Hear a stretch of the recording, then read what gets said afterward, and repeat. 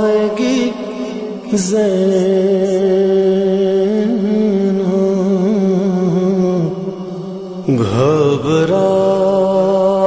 گھبرائے گی زینب بھیا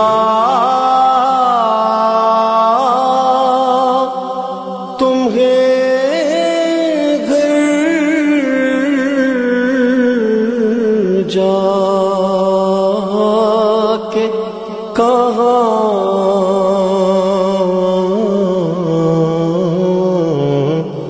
پائے گی زینب گھبرائے گی زینب گھبرائے گی زینب گھبرائے گی زینب گھبرائے گی زینب گھبرائے گی زینب پردیس الحمد للہ رب العالمین والصلاة والسلام على أشرف الخلائق أجمعين سيد الأولين والآخرين إمام المرسلين وخاتم النبيين سيدنا وشفيعنا وحبيبنا وحبيب إله العالمين أبي القاسم المصطفى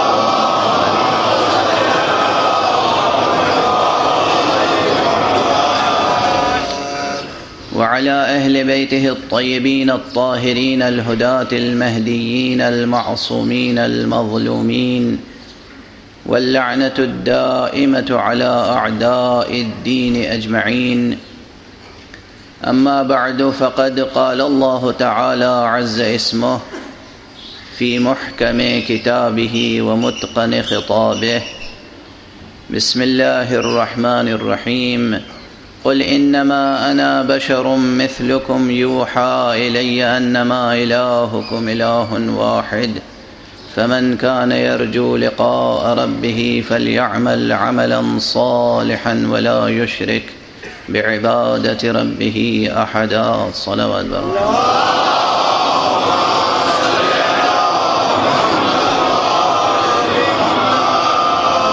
ایک مرتبہ پھر صلوات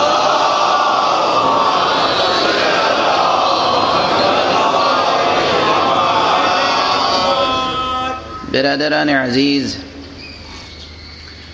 ہمارا عنوان گفتگو ہے مقام ختم نبوت اور انسان۔ اس عنوان پر گفتگو کے لیے جو سرنامہ قرآنی ہے وہ سورہ مبارکہ کہف کی آخری آیت ہے، جس میں ارشاد الہی ہے کہ اے میرے نبی، اے میرے خاتم، اے میرے خاتم، آپ کہہ دیجئے، اعلان کر دیجئے کہ میں ایک بشر ہوں تمہارا ہی جیسا،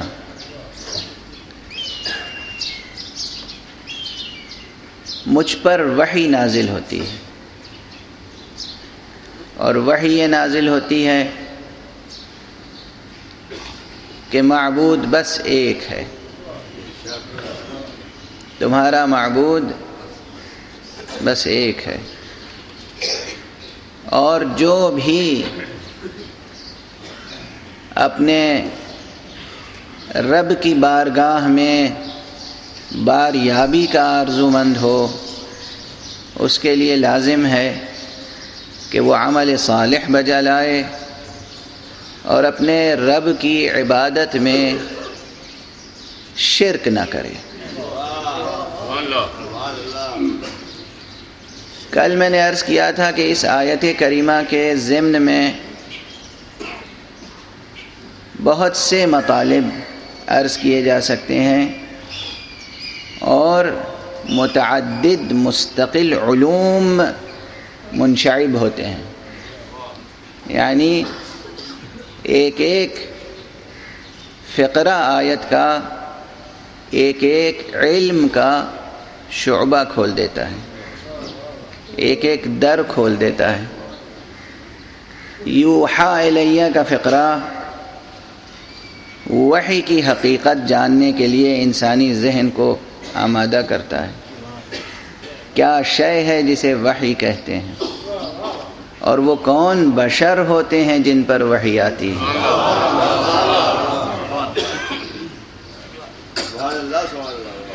یہ سوچنے کے لیے فطری طور پر، منطقی طور پر انسانی ذہن آمادہ ہو جاتا ہے کہ اعلان ہو رہا ہے میں بشر ہوں تمہاری ہی طرح، مگر مجھ پر وحی نازل ہوتی ہے۔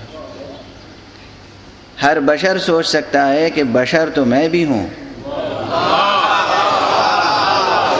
مگر مجھ پر وحی کیوں نہیں نازل ہوتی۔ زیادہ تفصیل میں نہ جائے اگر انسان، دیانت داری کے ساتھ اتنی ہی بات سوچتا رہے تب بھی یہ کہنے کی جرات نہیں کر سکتا کہ وہ بشر مجھ جیسا ہے۔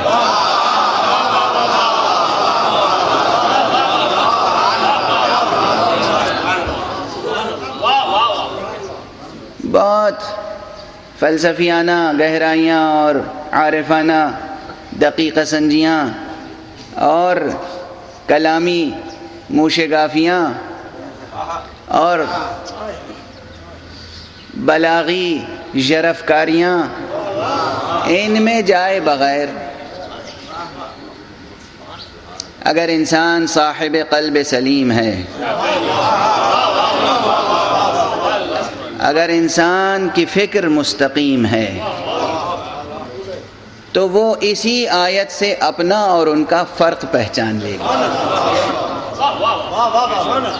ہم بشر کہلاتے ہیں مگر ہم پر وحی نہیں آتی۔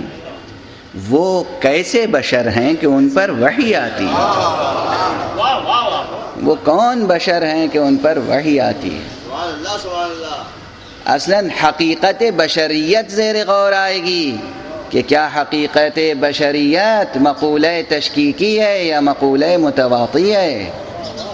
کیا حقیقت بشریت ذو مراتب ہے؟ کیا حقیقت بشریت ایک ہے جو مجھ میں اور ان میں مشترک ہے، یا اس میں مراتب ہیں؟ مراتب ہیں۔ اگر مراتب ہیں، اپنے اور ان کے درمیان مراتب کے جو قائل نہیں ہیں، وہ اپنے جیسے اور بہت سوں کے درمیان بہت سے مراتب کے قائل ہیں۔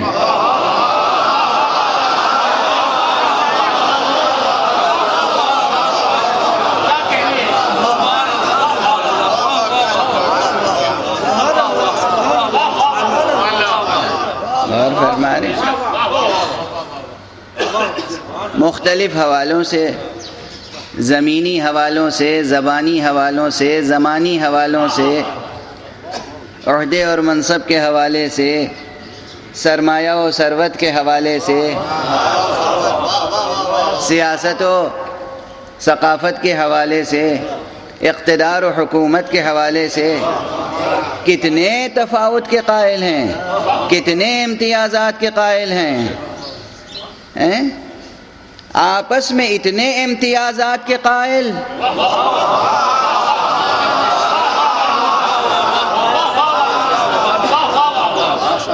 ایک دوسرے سے ملنے کے قابل نہیں سمجھتے، اذن باریابی نہیں دیتے، گفتگو نہیں کرتے۔ اگر کسی کا بڑا دفتر ہے تو اتنے ہی سیکریٹری ہوں گے، اور ایک غریب مسکین عام آدمی ان سے گفتگو کرنے کے لیے ترس جائے گا۔ ایک مرتبہ ٹیلی فون کیجئے تو ایک سیکریٹری اٹھاتا ہے، دوسری مرتبہ ٹیلی فون کیجئے دوسرا سیکریٹری اٹھاتا ہے، تیسری مرتبہ ٹیلی فون کیجئے تیسرا سیکریٹری اٹھاتا ہے۔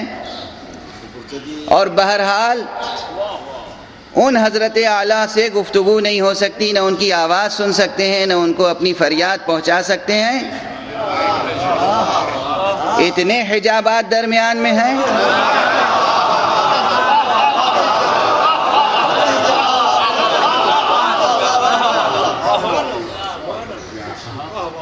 اور صاحب منصب نبوت، صاحب ختم نبوت، حبیب کبریا صلی اللہ علیہ وآلہ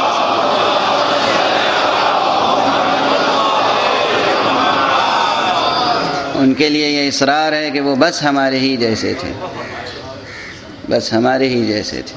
بہرحال بری عقل و دانش بباید گریست، اس عقل و دانش پر رونے کا دل چاہتا ہے، رونا چاہیے۔ وہ بشر ہیں، حقیقت بشریت خود ایک مفصل بحث ہے۔ جو میں نے کہا یہ دو اصطلاحیں میں نے علمی استعمال کرنی کہ یہ مقولہ تشکیکی ہے، مقولہ متواطی ہے، یعنی ایک حقیقت ہے جس میں افراد مختلف متباین ہیں، یا ایک ایسی حقیقت ہے جس میں مراتب ہیں۔ مراتب وہ حقیقت ہوتی ہے ذو مراتب، کہ جیسے کوئی حقیقت جو ذات مراتب ہوتی ہے ویسے ہی ہے، جیسے نور، جیسے وجود سب کو حاصل ہے، ذرات کو بھی وجود حاصل ہے، جمادات کو وجود حاصل ہے، نباتات کو وجود حاصل ہے، حیوانات کو وجود حاصل ہے، انسان کو وجود حاصل ہے۔ یہیں تک رک جائیے، کیونکہ انسان کے اوپر تو جو حقیقتیں ہیں وہ انسان کو نظر نہیں آتی، حقیقتیں ہیں مگر نظر نہیں آتی۔ ہر چند کے انسان پر یہ لطف کبریا ہے کہ اس نے دو طرح کی آنکھیں دی ہیں انسان کو۔ ایک آنکھ وہ دی ہے جو انسان کو جس سطح پر وہ ہے اس سے نیچے کی چیزیں دکھاتی ہے،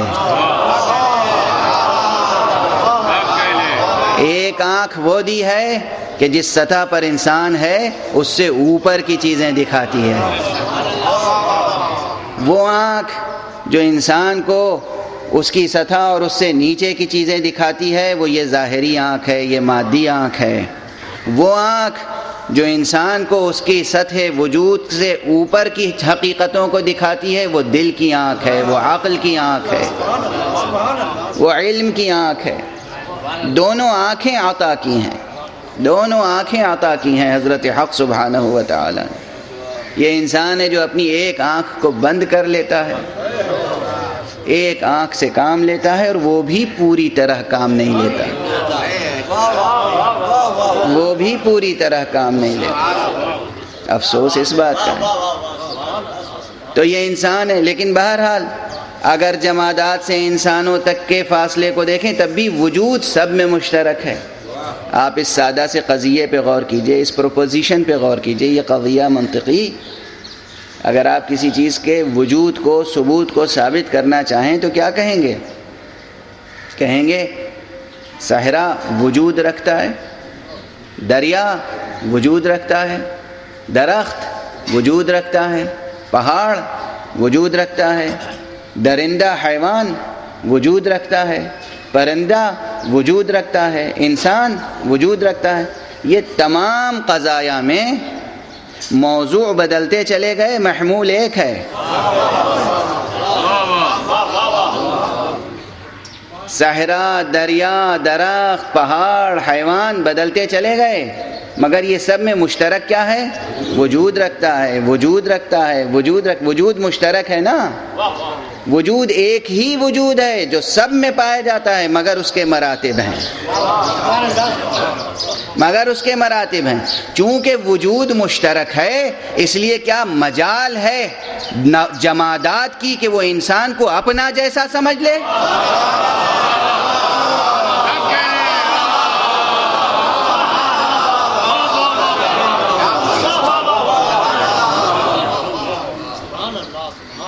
بالکل علمی اور منطقی اور عقلی گفتگو ہے، کامن سینس سے بھی آپ اگر کام لیں تو بات سمجھ میں آ جائے گی۔ وجود مشترک ہے، ان جملوں میں کیا فرق ہے؟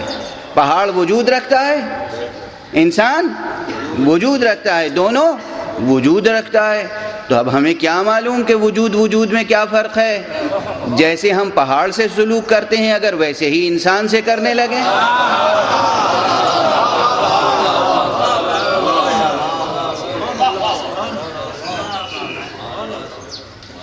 انسان احتجاج کرے گا یہ کیا ہو رہا ہے، مجھے پتھر سمجھ رکھا ہے۔ ہم کہیں گے کہ فرق کیا ہے آپ میں اور اس میں؟ یہ بھی وجود رکھتا ہے، وہ بھی وجود رکھتا ہے۔ کہیں گے آپ کو معلوم نہیں وجود ذو مراتب ہے، اس کا وجود کہاں، میرا وجود کہاں؟ اب اگر آپ بھی بشر ہیں اور نبی کو بھی کہا گیا بشر ہیں، تو آپ کہاں بشر، وہ کہاں بشر؟ صلوات پڑھ دیجئے محمد۔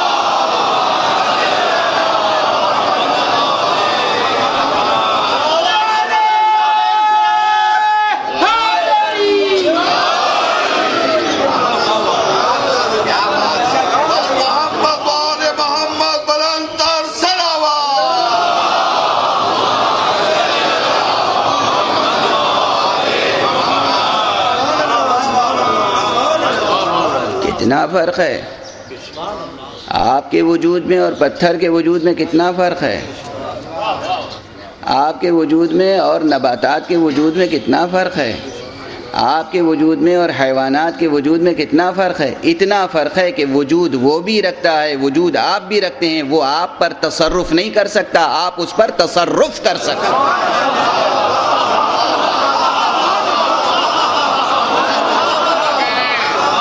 وجود مشترک ہے، توجہ رکھیے، وجود مشترک ہے، وہ بھی وجود رکھتا ہے، آپ بھی وجود رکھتے ہیں، مگر وہ پتھر آپ کی ذات میں تصرف نہیں کر سکتا۔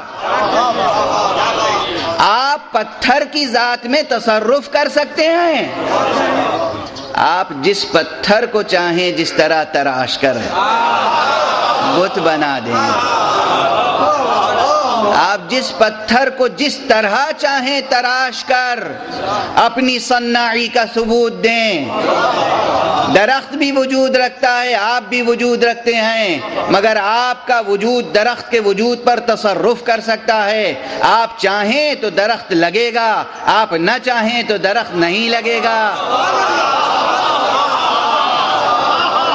آپ چاہیں درخت کو باقی رکھیں، آپ چاہیں درخت کو کاٹ دیں، بہرحال درخت پر آپ تصرف کر سکتے ہیں، درخت آپ پر تصرف نہیں کر سکتا۔ تصرفات انسان دیکھ رہے ہیں آپ، سائنس نے ترقی کی۔ درخت پہلے ایک پھل ہوا کرتا تھا، آم، اب آم کی کتنی قسمیں ہیں؟ ان قسموں میں انسان کا تصرف کتنا ہے؟ انسان کا تصرف ہے یا نہیں؟ یہی گندم کی کتنی قسمیں ہیں، اس میں انسان کا تصرف ہے یا نہیں؟ انسان اپنی سائنسی قوت سے اس میں تصرف کر رہا ہے یا نہیں؟ کس قوت سے؟ سائنسی قوت سے۔ سائنسی قوت یعنی کیا؟ یعنی علمی قوت۔ انسان اگر تصرف کر رہا ہے تو علمی قوت سے۔ کس قوت سے؟ علمی قوت سے۔ علمی قوت سے تصرف کر رہا ہے، جمادات پر اور نباتات پر اور حیوانات پر۔ جس سرکش کو چاہیں اگر انسان عزم کر لے کہ اس کو رام کرنا ہے تو رام ہو کر رہے گا۔ بس توجہ رکھیے گا، میں مثالیں دیتا چلا جاتا ہوں، جن حقیقتوں کے لیے مثالیں ہوتی ہیں آپ کا ذہن پہنچتا چلا جاتا ہے۔ یہ انسان ہے، یہ انسان ہے، حیوانات پر تصرف رکھتا ہے، وجود مشترک ہے، وجود مشترک ہے، وہ بھی موجود، وہ بھی وجود رکھتا ہے، انسان بھی موجود، انسان بھی وجود رکھتا ہے، مگر انسان جو وجود رکھتا ہے وہ انسان حیوان پر تصرف کر سکتا ہے۔ انسان چاہے تو ہاتھی پر اقتدار قائم کر لے، انسان چاہے تو شیر پر، درندے پر اقتدار قائم کر لے، شیر کو رام کر لے، اپنا مطیع بنا لے۔ ایک سے ایک درندہ حیوان کو انسان مطیع کر سکتا ہے، ایک سے ایک گزندہ حیوان کو انسان مطیع بنا سکتا ہے، نقصان پہنچانے والے کو مطیع بنا سکتا ہے، مگر یہ تبھی جب انسان چاہے۔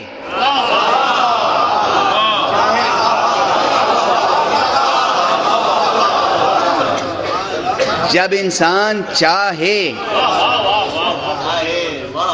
جب انسان چاہے، اور انسان مکلف نہیں ہے۔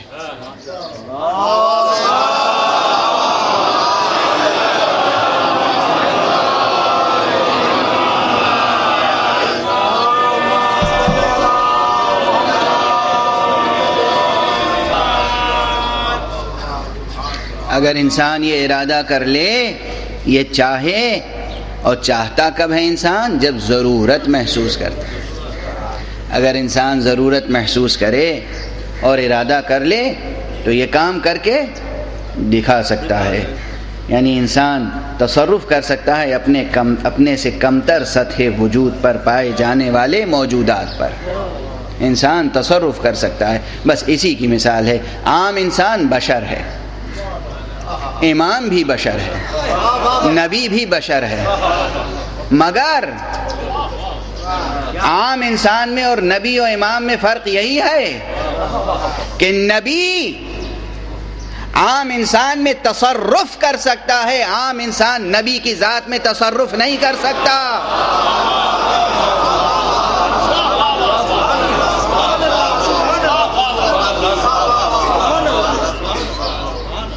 بھئی یہ ایک جملہ چھوٹا سا ہے مگر اس میں مطالب بہت ہیں۔ انسان پر نبی تصرف کرتا ہے، تصرف رکھتا ہے۔ قرآن مجید نے یہی کہا، سورہ مبارکہ احزاب پڑھ لیجئے، دوسرے مقامات پڑھ لیجئے کہ نبی جو ہے وہ اولا بالتصرف ہے، وہ تصرف کا حق رکھتا ہے۔ لیکن دو طرح کے تصرفات ہیں، دو طرح کے تصرفات ہیں۔ ایک یہ ہے کہ آپ جاتے ہیں اور دیکھتے ہیں کہ جاندار حیوانات ہیں، ان کے پاس پانی نہیں ہے، غذا نہیں ہے، تو آپ ان کو پانی اور غذا دے دیتے ہیں۔ یہ عمومی تصرف ہے، یہ عمومی تصرف ہے، یہ من باب لطف ہے، یہ اسباب لطف ہے۔ حیوانات کو پانی دینا، دانہ دینا۔ لوگ سمندر کے کنارے، دریا کے کنارے جاتے ہیں، مچھلیوں کے لیے دانہ ڈال دیتے ہیں، غذا ڈال دیتے ہیں، اور صحراؤں میں جاتے ہیں، مختلف مقامات پہ جاتے ہیں، پرندوں کے لیے دانہ ڈال دیتے ہیں صدقے کے طور پر۔ اور اگر کوئی ذمہ دار بنا دیا جائے صرف اس کا،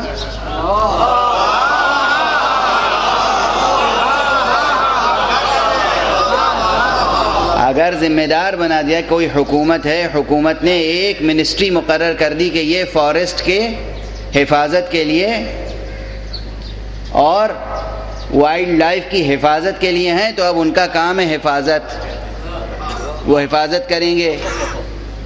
لیکن حفاظت کی اگر ذمہ داری دی گئی ہے تو حفاظت میں یہ شامل نہیں ہے کہ تمام جنگل کے شیروں کو پکڑ کر انہیں ٹریننگ دی جائے، اس قابل بنایا جائے کہ وہ آپ کی سواری کے قابل ہو جائیں۔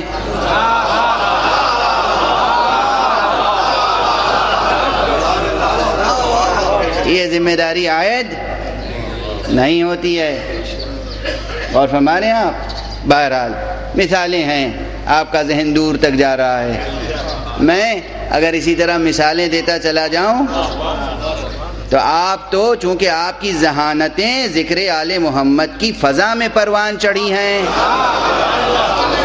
اس لیے آپ کی قوت دراکہ، آپ کا تعقل، آپ کا تفکر، آپ کا حدس، آپ کی قوت فکر اتنی بالیدہ ہے کہ میں جو کچھ کہتا ہوں نتیجہ آپ سمجھ لیتے ہیں۔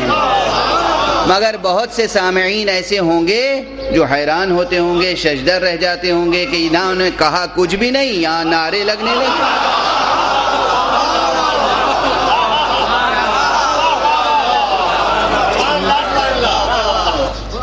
بلا تشبیہ میں عرض کرتا ہوں، بلا تشبیہ، قرآن مجید میں ایک مقام پر حکایت کی گئی ہے بعض ایسے افراد کی کہ جو مسجد نبوی صلی اللہ علیہ وآلہ وسلم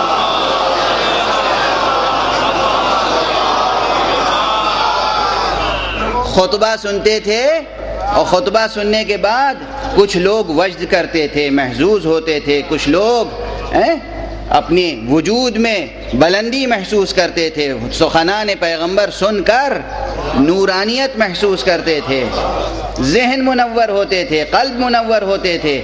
حضور کی باتیں سن کر آنکھوں سے آنسو جاری ہو جاتے تھے، اس طرح کہ پروردگار نے ان کی تعریف کی ہے کہ دیکھو سچے مومن تو وہ ہوتے ہیں کہ جو ہماری آیتوں کی تلاوت جب کی جاتی ہے تو بے اختیار روتے ہیں اور روتے روتے سجدوں میں گر پڑتے ہیں۔ قرآن مجید میں داد دی گئی ہے، مگر وہیں ایسے بھی افراد ہوتے تھے کہ قرآن مجید نے حکایت کی، مسجد سے نکلتے تھے خطبہ ختم ہونے کے بعد تو کہتے تھے ماذا قال آنفا، یہ ابھی کیا کہہ رہے تھے۔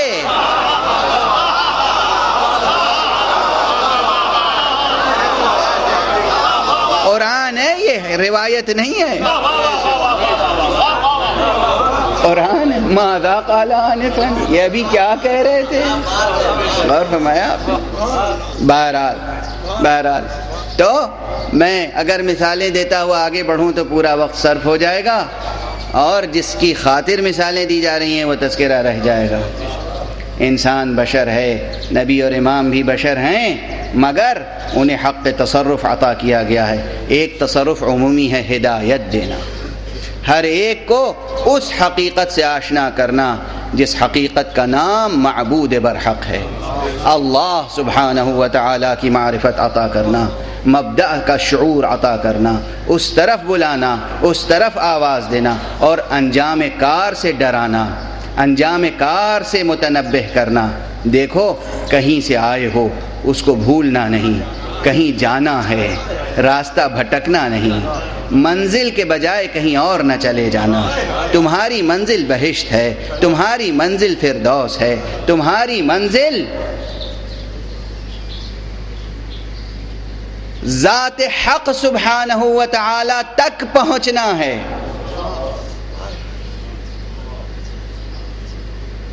میں نے ٹھہر کر ایک جملہ کہا اور پھر ٹھہر گیا، کہیں میں نے یہ جملہ ضرور کہا ہوگا، پھر کہہ رہا ہوں، ہماری اور آپ کی آخری منزل بہشت نہیں ہے، ہماری اور آپ کی آخری منزل ہے بارگاہ حق میں باریابی۔ ہمیں صرف اللہ کی آرزو ہونی چاہیے، اللہ کی آرزو ہونی چاہیے، یعنی ہمیں جنت کی نہیں خالق جنت کی آرزو ہونی چاہیے، خالق بہشت کی آرزو ہونی چاہیے۔ اور جب بہشت دیکھے کہ بہشت بھی مخلوق ہے، ہم بھی مخلوق ہیں،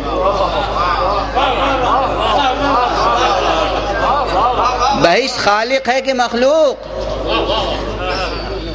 بہشت مخلوق ہے، ہم کیا ہیں؟ مخلوق ہیں، وہ بھی مخلوق، ہم بھی مخلوق، وہ ہم سے برتر ہے مگر وہ بھی مخلوق ہے، ہم بھی مخلوق، اس لیے ہمیں آرزو ہونی چاہیے خالق کی۔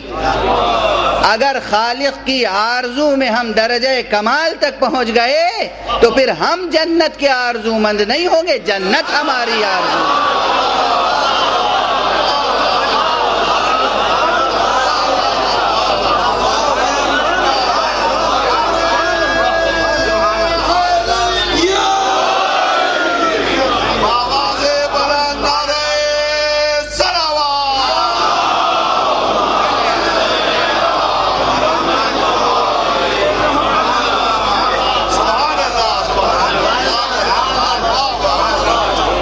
دیکھیے اگرچہ یہ جملہ معترضہ کے طور پہ درمیان میں آ گیا، موضوع میرا کچھ اور ہے، مگر جب یہ جملہ آ گیا ہے اس مقام پر تو پھر ذرا سی وضاحت اور کر دوں کہ عرفاء کا مسلک، عرفاء کی تعلیمات یہ کیوں ہیں کہ تم جنت کی آرزو میں عبادت نہ کرو، خالق جنت کی آرزو رکھو، اللہ کی طلب رکھو، اللہ کی طلب رکھو۔ تمہیں چاہت، طلب، جستجو، آرزو، تمنا صرف اللہ سبحانہ و تعالیٰ کی ہونی چاہیے۔ یہ کیوں زور دیتے ہیں؟ اس لیے کہ بہرحال جنت کا تصور جو ہے وہ راحت و عیش سے توام ہے۔ جنت عشرت قدا ہے مومن کے لیے، جنت آسائش کی جگہ ہے، وہاں ہر طرح کی لذتیں میسر ہوں گی۔ اگر انسان اور آپ تجزیہ کیجئے گا، نفسیاتی مطالعہ کیجئے گا، اگر مختلف انسانوں کا مختلف گفتگوؤں میں مختلف مکاتب فکر کا اور ان کے بانیوں کا اگر مطالعہ کریں، جن لوگوں نے مختلف فلسفے پیش کیے ہیں اور فلسفی کے طور پر دنیا میں ایک شناخت اور پہچان رکھتے ہیں، اگر ان کے ذہنی سفر کا مطالعہ کریں، آپ تنقیدی مطالعہ کریں، تو اس نتیجے تک پہنچیں گے کہ بہت سے وہ ہیں کہ جنہوں نے عیش کوشی کا فلسفہ ہی پیش کیا. یعنی انسان اگر بہشت کی آرزو میں زندگی بسر کرنے کا عادی ہو جائے تو پھر وہ فکر، وہ آرزو، وہ طلب اس کی فکر اور اس کے عمل پر اثر انداز ہوتی چلی جائے گی، اور وہ اس دنیا میں بھی راحت پسند ہو جائے گا، راحت طلب ہو جائے گا. لیکن اسلام یہ نہیں چاہتا کہ انسان راحت طلب یا راحت پسند ہو جائے، اس لیے کہ راحت پسندی میں زوال ہے.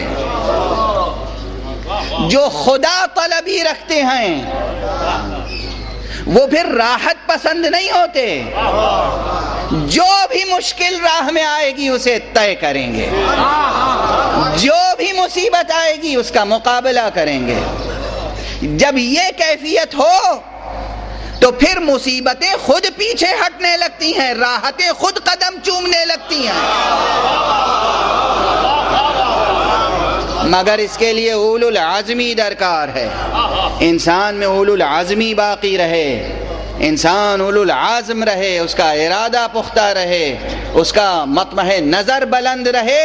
اس لیے ضروری ہے کہ اللہ طلبی ہو، اللہ طلبی. بہرحال نبوت کی ضرورت اسی لیے ہے کہ انسان میں اللہ طلبی پیدا کر دے.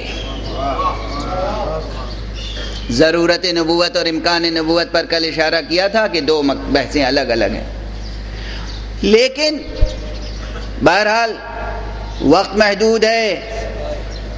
9 محرم تک صرف گفتگو ہے، مسلسل گفتگو تو ہوگی نہیں اس موضوع پر. اس لیے بہت سے مطالب ایک ساتھ انسان پیش کرتا چلا جاتا ہے. اور کل میں نے عرض کیا تھا کہ عرفاء نے ضرورت نبوت کو ثابت کرنے کا اپنا اسلوب اختیار کیا، متکلمین نے اپنا اسلوب اختیار کیا، حکماء نے اپنا اسلوب اختیار کیا، مگر قرآن مجید نے نبوت کو ایک وجودی حقیقت کے طور پر پیش کیا اور اس کی تصدیق کرنے والے بھی ایسے تھے جنہوں نے اس وجودی حقیقت کی تصدیق کی. آج یہ وضاحت کر دوں کہ کل بات لطف کی آ گئی تھی برسبیل مثال کے طور پر، لیکن وہ جو کل مثال کے طور پر بات آ گئی تھی، اب حوالہ دے دوں، ریفرنس دے دوں کہ وہی اساس فکر ہے علم کلام میں. علم کلام یعنی وہ علم جس میں دینی اعتقادات پر استدلال قائم کیا جاتا ہے، خاص طور پر اصول دین پر استدلال عقلی قائم کیا جاتا ہے، اسے کہتے ہیں علم کلام. عمومیت پسندانہ تعریف ہے یہ، ٹیکنیکل ڈیفینیشن اور جسے کہتے ہیں پرفیکٹ لاجیکل ڈیفینیشن وہ سب کلاس روم کی باتیں ہیں، عام مجلس کی باتیں نہیں ہیں. مفہوم یہی ہے کہ اس میں اصول دین پر اعتقادات پر دلیلیں قائم کی جاتی ہیں. تو اعتقاد شناسی کا جو علم ہے اس میں بھی مختلف مکاتب فکر ہیں. علم کلام ایک علم ہے مگر اس میں مختلف دبستان ہیں.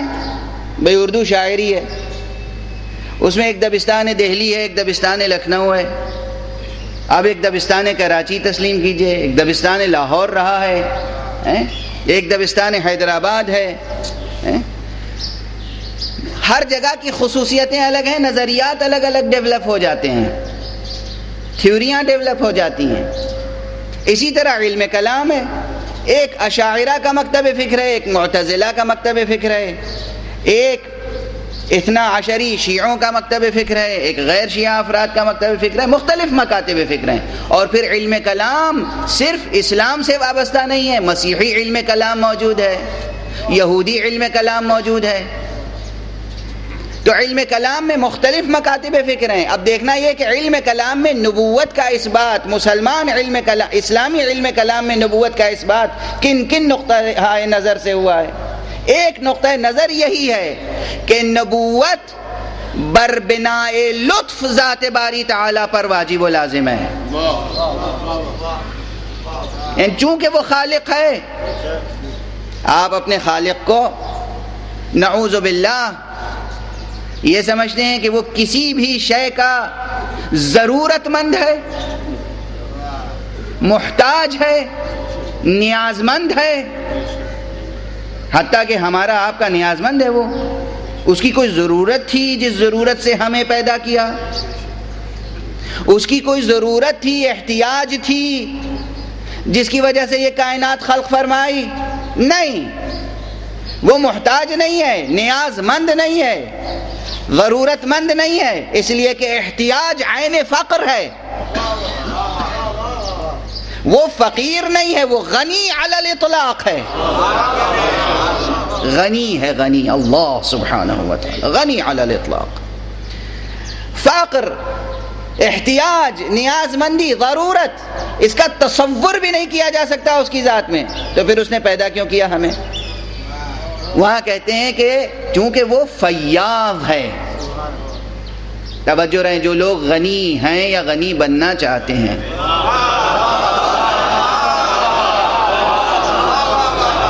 جو لوگ سرمایہ دار ہیں، ثروت مند ہیں، دولت مند ہیں یا دولت مند سرمایہ دار اور ثروت مند بننا چاہتے ہیں، انہیں جاننا چاہیے کہ اللہ سبحانہ و تعالی غنی ہے. اور غنی ہونے کا تقاضا کیا ہے؟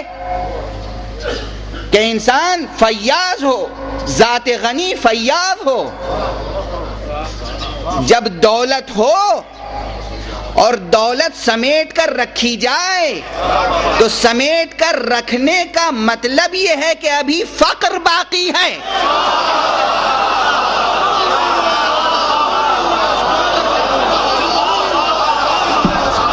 جو سمیٹ کر رکھے وہ فقیر ہوگا، غنی نہیں ہوگا.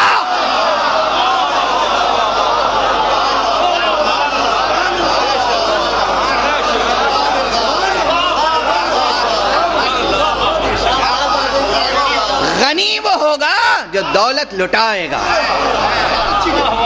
دولت لٹانے والا غنی ہوتا ہے، دولت سمیٹ کر رکھنے والا غنی نہیں ہوتا، چاہے کوئی ہو، کہیں ہو، کبھی ہو.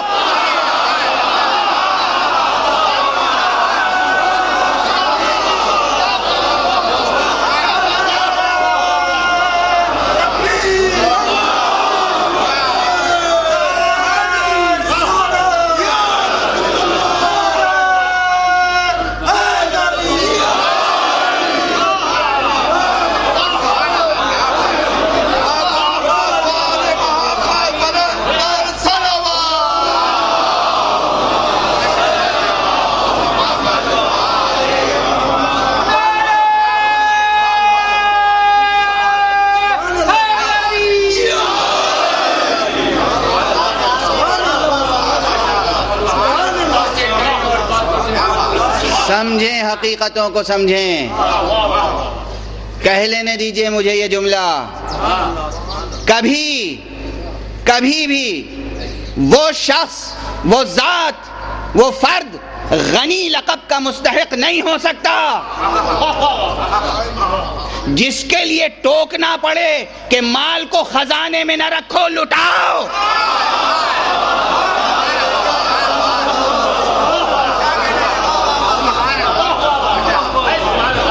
جو خزانے میں رکھے وہ فقیر ہوتا ہے، غنی نہیں ہوتا.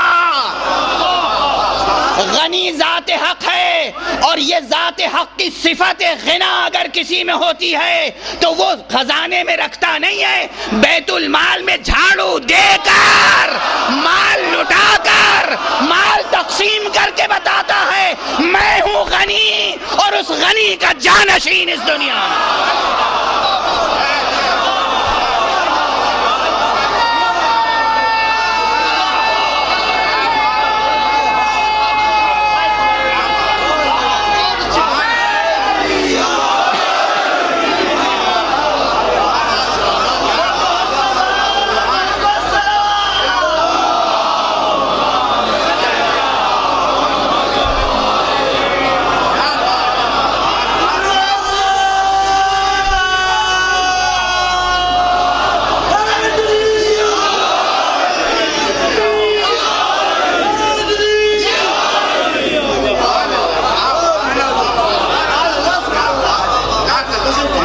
کی سیرت ہے،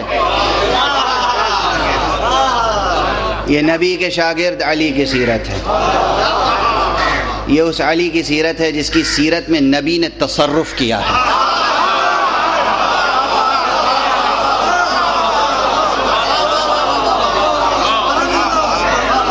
نبی بھی بشر ہیں، علی بھی بشر ہیں، نبی نے تصرف کیا، علی نے تصرف کو قبول کیا۔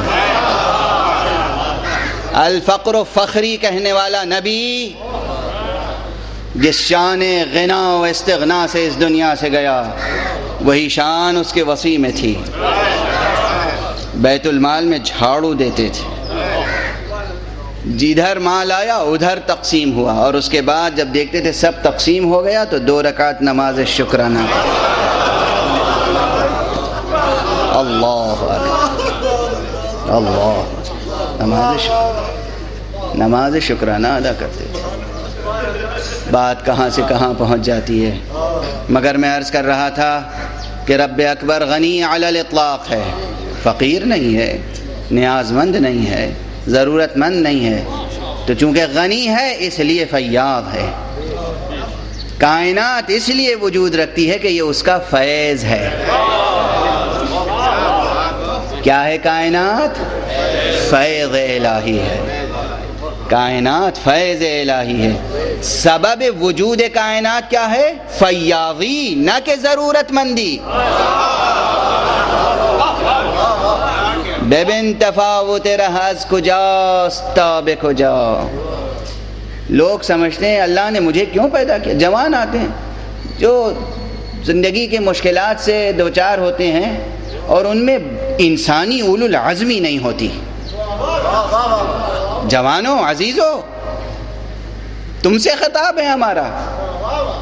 ذرا سی مشکلیں یا سختیاں زندگی کی، اسے تھک ہار کے شکوہ کرنا، گلہ کرنا اولو العزمی کے خلاف ہے۔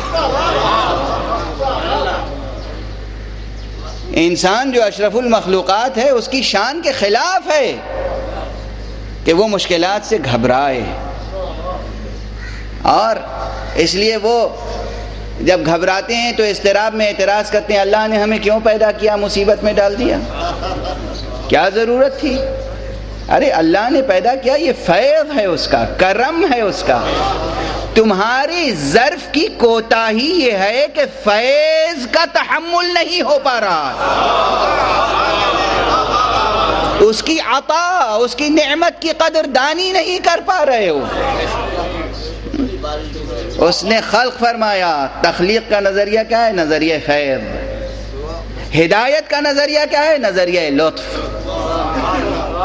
جب اس نے ازراہ فیض خلق کر دیا تو اب لطف مشیت، لطف ربوبیت، کرم الہی کا تقاضا یہ تھا۔ اور دیکھیے ہم پر جو تکلیف واجب ہوتی ہے اس وجوب کے معنی کچھ اور ہیں، اور جب ایک علم کلام میں کہا جاتا ہے کہ پروردگار پر یہ واجب ہے، لازم ہے، اس کے وجوب کے معنی کچھ اور ہوتے ہیں، اس کے معنی کچھ اور ہوتے ہیں۔ اسباب لطف، اسباب کرم اس پر یہ لازم ہے، اس نے خود اپنی ذات پر لازم قرار دے رکھا ہے، اس نے خود اپنی ذات پر لازم قرار دے رکھا ہے کہ جب کسی ماں کے آغوش میں بچہ دے گا تو اس کے سینے میں اس کی غذا دے گا۔ ماں بچے کی آرزو کرے گی، وہ صرف بچہ نہیں دے گا، بچے کے ساتھ بچے کی غذا بھی دے گا۔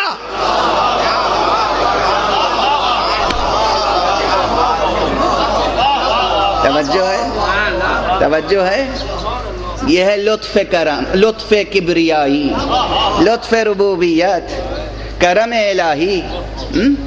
وہ بچہ دیتا ہے، اولاد دیتا ہے، اولاد کی غذا بھی دیتا ہے۔ اسی طرح اس نے ہمیں وجود عطا کیا، اور وجود کے بعد ہماری روحانی غذا۔ انسان روحانی مخلوق ہے، اس کی غذا علم ہے، اس کی غذا معرفت ہے، اس کی غذا ذکر ہے، اس کی غذا خدا شناسی ہے۔ تو خدا شناسی اور ذکر اور علم اور معرفت اس کو عطا کرنے کے لیے نبوت کا سلسلہ قائم رکھا، اور جس بشر کو نبی بنایا اس سے کہا کہ کہہ دیجئے میں تمہارا جیسا بشر ہوں، میں تمہارا جیسا بشر ہوں۔ تو ایک نظریہ یہ ہے کہ ضرورت نبوت اسباب لطف ہے، یہ علم کلام کا نظریہ، علم کلام اہل بیت۔ اور دوسرا نظریہ جو حکماء کا ہے، فلاسفہ، فلاسفرز، ان کا نظریہ یہ ہے کہ نبوت کی ضرورت تھی تمدن سازی کے لیے، کیونکہ انسانی معاشرہ ہے، اس معاشرے کو منظم کرنا ہے۔ چونکہ معاشرے کو منظم کرنا ہے تو منظم کرے گا کون؟ کوئی تو منظم کرے گا۔ یہ ممکن نہیں ہے کہ ہر شخص ناظم اعلیٰ بن جائے۔ اگر ہر شخص ناظم اعلیٰ بن جائے تو ماتحت کون ہوگا؟ اور وہ نظم و ضبط کا اطلاق کس پر ہوگا؟ نفاذ کس پر ہوگا؟ تو ناظم کسی ایک کو ہونا چاہیے۔ وہ ناظم کون ہو؟ اگر انسانوں پر چھوڑ دیا جائے فوراً آپ کا ذہن خود کہے گا انسانوں پر چھوڑ دیا جائے تو امن ہوگا یا فساد؟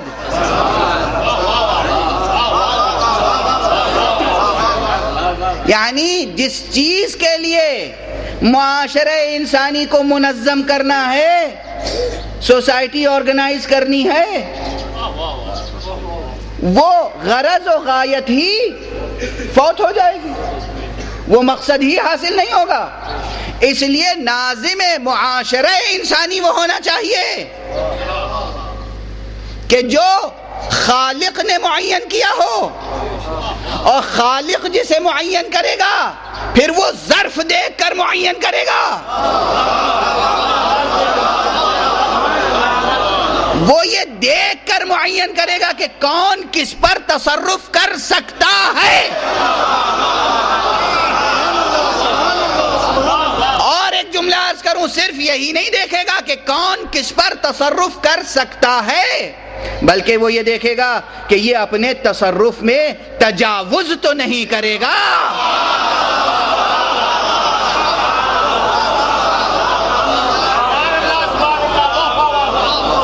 تصرف کی قوت تو بہت سو میں ہو سکتی ہے، مگر جو تصرف میں تجاوز کرے وہ غیر معصوم ہوگا۔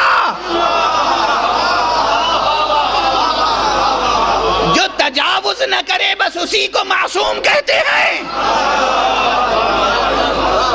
معصوم کوئی اور نہیں ہے، وہ بشر، وہ انسان کامل جو منصب الہی پر فائز ہو اور تجاوز نہ کرے، ظلم نہ کرے، جور نہ کرے، تعدی نہ کرے، اسی کا نام معصوم ہے، اسی کا نام معصوم ہے۔ لا مشاحۃ فی الاصطلاح، ٹرمینالوجی میں جھگڑنا نہیں چاہیے۔ یہ جملہ یاد رکھیے گا، ہم نبی کو معصوم جانتے ہیں اور نبی کے جانشین بھی اسی کو مانتے ہیں جو معصوم ہو۔ ائمہ اہل بیت کے تعلق سے ہم کہتے ہیں یہ معصوم ہیں۔ بہت سے لوگ معصوم نہیں کہتے، مگر ایک جملہ کہوں، تمام ملت اسلامیہ سے خطاب کر کے کہہ رہا ہوں، یہ غور کیجئے گا، جو بھی انہیں اصطلاحاً معصوم نہیں کہتے وہ بھی انہیں خطا کار نہیں کہتے۔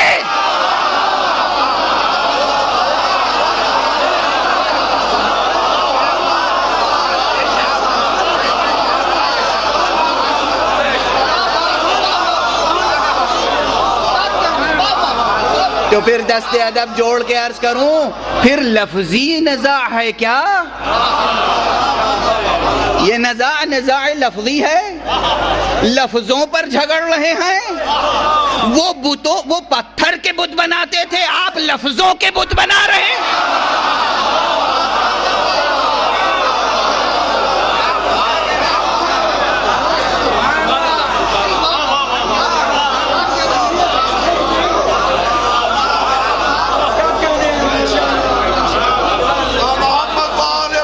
صلوات پڑھ دیجئے محمد و آلہ۔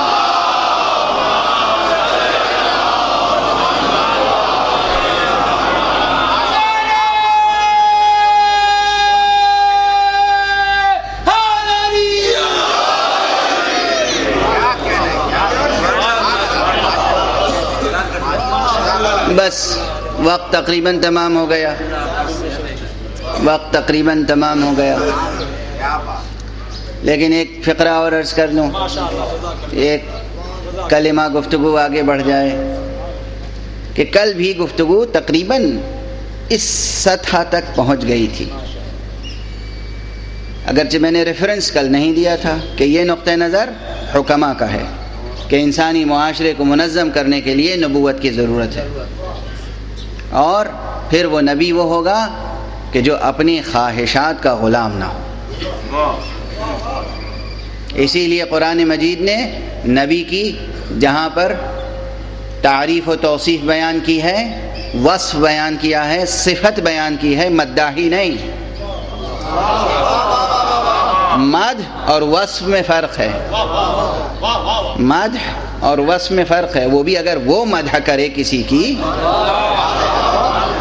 تو وہ آپ کی اصطلاح میں نری مداحی نہیں ہوگی، ورنہ عدالت کبریائی کے خلاف ہے، عدالت رب کے خلاف ہے۔ پروردگار نے وصف بیان کیا ہے، ما ینطق عن الہوا، یہ اپنی خواہش نفس سے گفتگو نہیں کرتے۔ جو اپنی خواہش نفس سے گفتگو نہ کرے وہ کوئی اقدام کیا کرے گا؟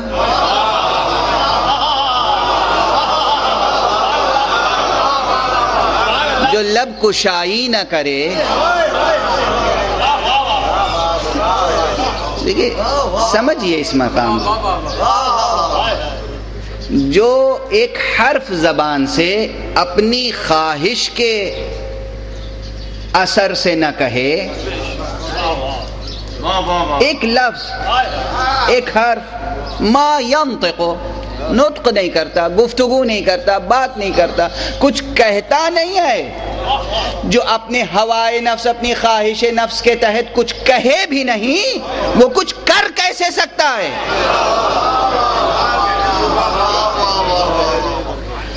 یعنی جو کچھ کہہ نہیں سکتا وہ کسی کو اپنی خواہش سے اٹھا کیسے سکتا ہے، بٹھا کیسے سکتا ہے؟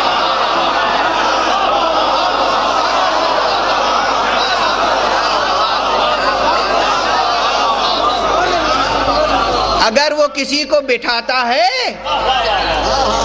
تو بھی سمجھنا چاہیے کہ حق کی مرضی سے، کسی کو اٹھا دیتا ہے تو وہ بھی حق کی مرضی سے،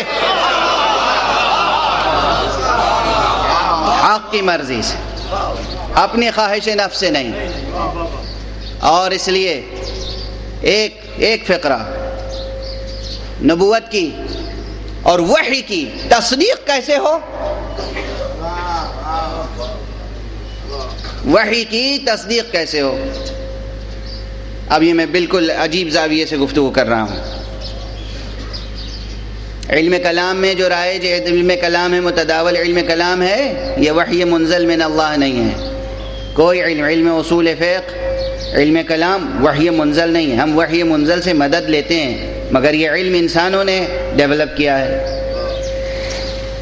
اور یہ ڈیولپ ہوتا چلا جائے گا۔ ہر استاد کے بعد اس کا شاگرد آ کر کچھ اضافہ کرتا ہے، تو بہت سے مطالب اسی طرح اضافہ ہوتے ہیں، اسی طرح باب اجتہاد کھلا رہتا ہے۔ میں بالکل علیحدہ سے ایک سوال قائم کر رہا ہوں کہ قل انما انا بشر مثلکم یوحی الی، یا یوحی الی کہنے والا پیغمبر جب ہمیں سے سنائے کہ یہ وحی الہی ہے تو ہم تصدیق کیسے کریں کہ یہ وحی ہے یا نہیں؟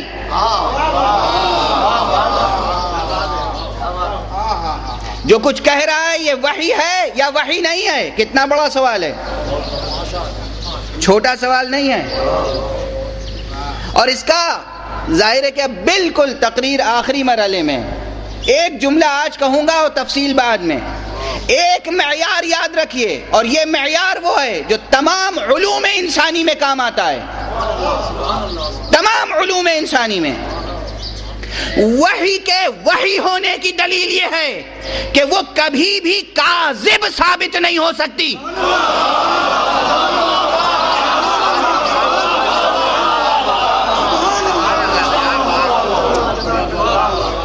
صداقت، سچائی، جو بات کہی جائے گی وحی میں وہ ہمیشہ سچی ہوگی۔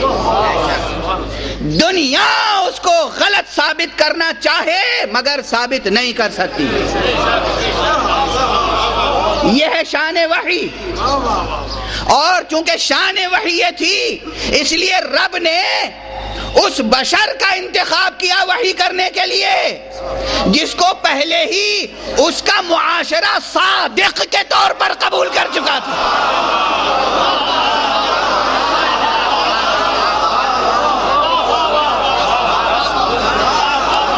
کیا ہے القاب پیغمبر؟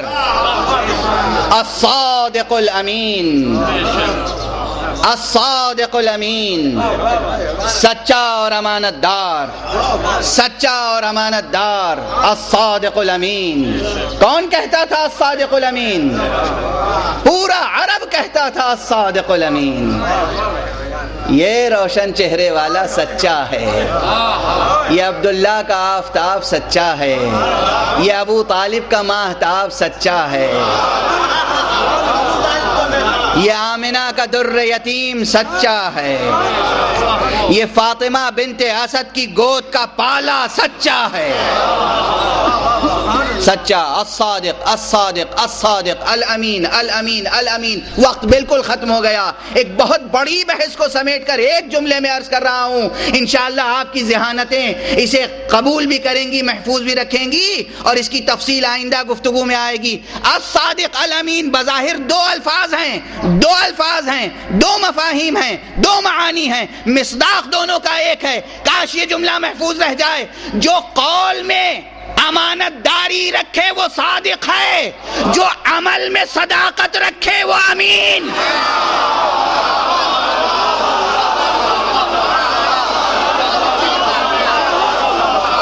صلوات پڑھیے محمد والے.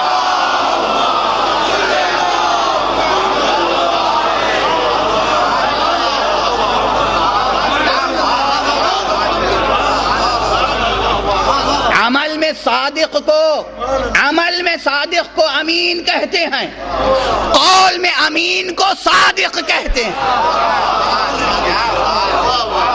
یہ ہے الصادق الامین، الصادق الامین، صاحب وحی الہی، الصادق الامین. کبھی بھی اس کی کوئی بات غلط نہیں ثابت ہو سکتی، تاریخ جھٹلا نہیں سکتی. اگر اس نے کہہ دیا ہے کہ کربلا میں میرا نواسہ قتل ہوگا،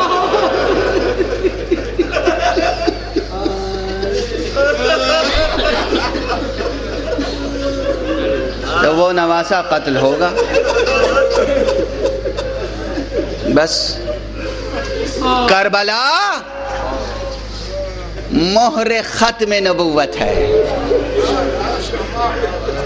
اسی لیے میں عرض کرتا ہوں کہ دلیل ختم نبوت ہے ذات پاک حسین. دلیل ختم نبوت. بس گفتگو ختم ہو گئی. آج 3 محرم ہے. 2 محرم کو حسین کا قافلہ کربلا پہنچ گیا. 2 محرم کو ایک مجلس برپا ہو چکی. 2 محرم کو بعض روایتوں کے مطابق زینب کو غش آ گیا، مگر بس 2 محرم کو غش آیا ہے. اس کے بعد پھر کبھی زینب کو غش نہیں آیا. اللہ اکبر، کیا مرتبہ ہے زینب. 2 محرم کے بعد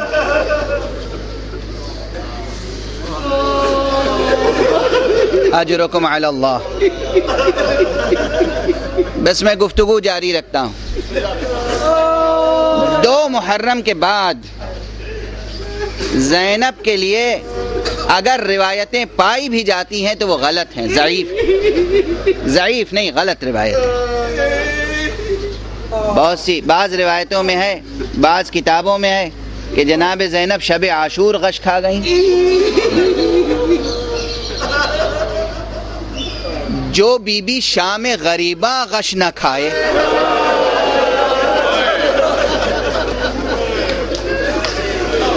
جو بی بی عصر عاشور جسے غش نہ آئے. اس بی بی کے لیے یہ کیسے تصور کیا جا سکتا ہے؟ غشی سے افاقے کے بعد اسی 2 محرم کو جناب امام حسین نے زینب سے ایک بڑا کام لیا ہے، بہت بڑا کام لیا ہے، اور وہ کام یہ لیا ہے کہ جب دشمنوں نے کہا کہ ہم یہاں خیمہ نہیں لگانے دیں گے، ہم نہر کے کنارے ترائی پر خیمہ نہیں لگانے دیں گے، تو حسین کے اصحاب کو جلال آ گیا۔ زہیر قین نے کہا ہمارے ہوتے ہوئے مجال ہے کسی کی کہ خیمے یہاں سے ہٹ جائیں؟ آستینیں الٹ لیں۔ ایسے ماحول میں اس شیر کی کیا کیفیت ہوگی جس کا نام عباس ہے؟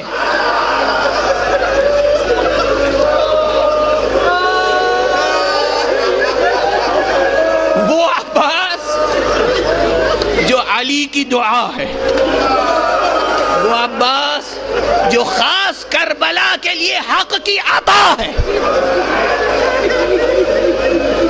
اب حسین کو اندیشہ ہوا کہ زہیر نے آستینیں الٹ لی ہیں، کہیں ایسا نہ ہو عباس کو جلال آ جائے،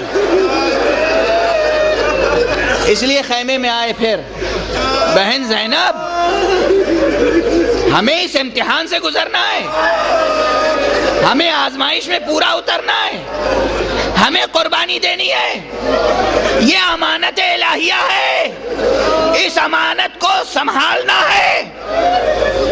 بہن نے کہا بھیا پھر کیا ارادہ ہے، مجھ سے متعلق کیا وظیفہ ہے؟ کہا بس ایک کام کر دو بہن، عباس کو بلا کے سمجھاؤ، عباس سے کہہ دو اصرار نہ کرے، خیمے ہٹا دے۔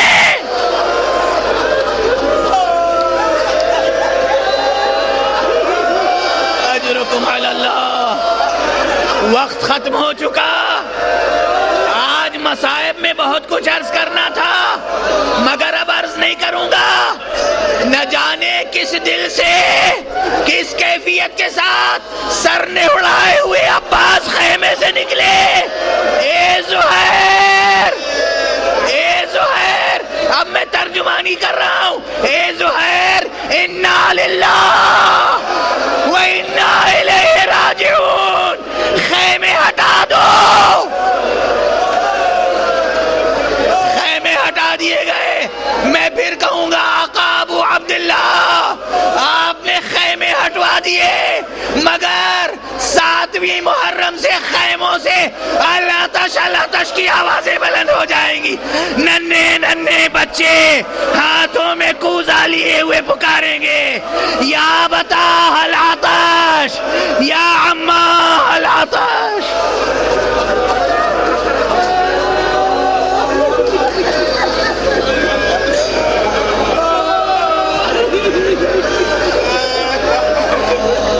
انا للہ و انا الیہ راجعون، رضا بقضائہ و تسلیما لامرہ۔ معبود، ہمیں علوم قرآن اور معارف اہل بیت سے آشنا فرما۔ پروردگار، ہمیں دامن ختم نبوت سے وابستہ رکھ۔ پروردگار، ملت اسلامیہ کو سرفراز فرما، ملت اسلامیہ کو تہذیب آل محمد کے سانچے میں ڈھال دے۔ معبود، تمام عالم بشریت کو برکات اسلام سے سرفراز فرما۔